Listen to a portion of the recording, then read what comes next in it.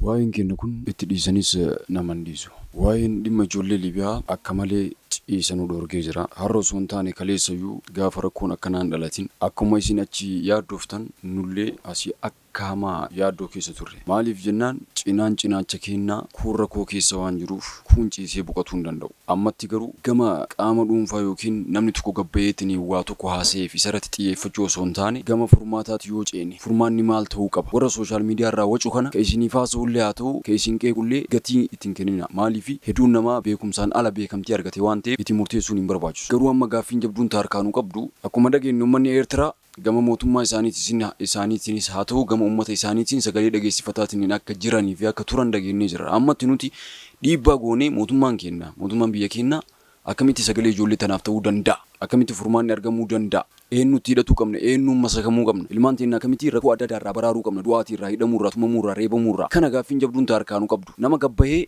beekumsaan ala beekamtii argatee waan arge alba'uuf yeroo kennuun hin barbaachisu. Yaaddoo isinitti ta'uun hin barbaachisu jechuudha kun. Kanaafuu furmaanni maali? Waan jedhu irratti osoo xiyyeeffannee gaariidha. Gama sooshaal miidiyaatiin abbaan fedhe gabbahee waan fedhe haasee keeriin godinaa kana. Isin jijjiiruu hin danda'u. Dhiibbaa tokkollee isinii uumuu hin danda'u. Hedduu wal beekna waan ta'eef. Qaamni dhimmi ilaalu adda jira. Biyya alaatii fi biyya keessaa namoota dhageettii akka gaarii sooshaal miidiyaa irratti qaban namoota beekumsa wajjin beekamtii argatan namoota gama dhiibbaa ittiin godhan beekan wajjin tarkaanfatuudha kan nuti qabnu. Kanaafuu xiyyeeffannaan keenya gama kanatti osoo ta'e jedha.